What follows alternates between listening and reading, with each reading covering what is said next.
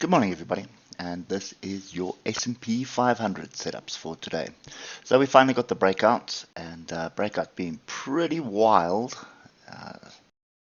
Just get a generic level in here, and previous high was right here at 53.52, and we have closed above it.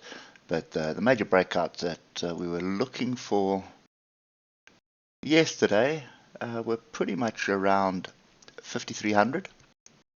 Remember what we said, we were looking for a break through 5,300, and then we did get another retest of this swing low. So let's just have a look at what the opportunities were to get long yesterday.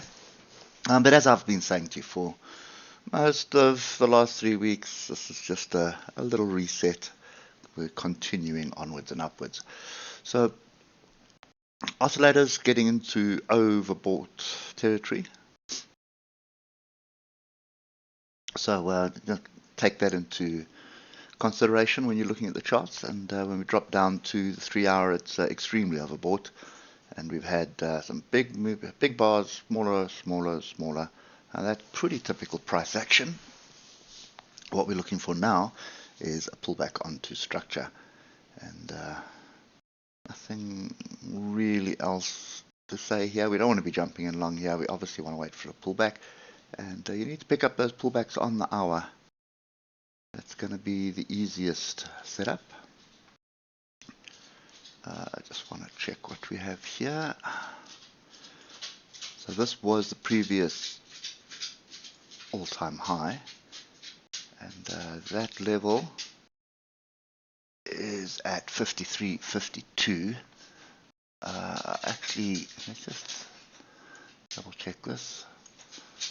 Bring it down exactly onto the level, probably 53.51. So 53.50 is definitely something you need to pay attention to. If we drop further than that, then you're looking at 53.26. And then this level from yesterday, which is what I was saying, we needed to clear it and come back and test it. Wasn't a decent setup that happened, but if we look at it on the 15-minute, you can see there was a bit of a gap down and then acceleration away. No, not exact, but anyway, it was kind of a breakout and kind of a retest, and then we sort of got going. So one extra level comes into play, and that is around here. So it is 53.51, 53.35, or 53.26. Those are the levels to buy off. You're looking for price to come back onto them. You're looking for inside bars, engulfing bars or pin bars, and then you're looking for a move to the upside. Targets now are going to be all about measured moves because we are kind of at an all-time high. So I just want to see there's nothing really. Yeah. Well, okay. So it depends if there's a pullback. If there's a decent pullback, then obviously your move will be from the bottom of this, the start of this these green bars, moving to the upside. So that would be your first move. Wherever the pullback is to, you're then going to calculate your measured move accordingly. So there's my move up. Let's say we pull back into this zone. We pull back to 53.26. Then your target's going to be something like that. And you'll move up to around 53.91. 5400 is obviously the next logical number. So that's kind of what I'd be looking for. Then the next thing that could happen, and I'm just going to go down to a 6-minute chart here. The next thing that could happen is you could just go sideways and then exact same as what happened yesterday. Just break out, come back and test the current highs, and then get going. So that would be the next thing.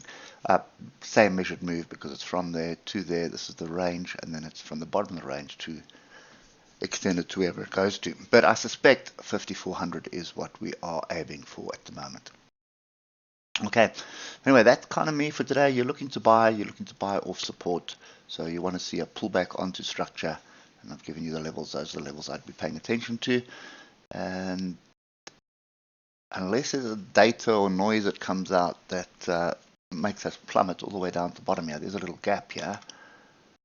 right there, and there's another one there. So there are a few gaps between 5300 and 5326.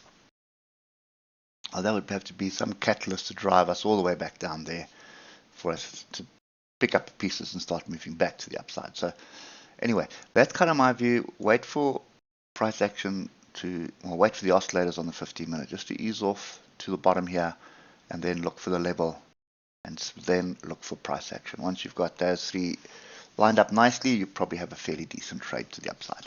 Hope it helps, and we'll catch up with you tomorrow morning. Cheers for now.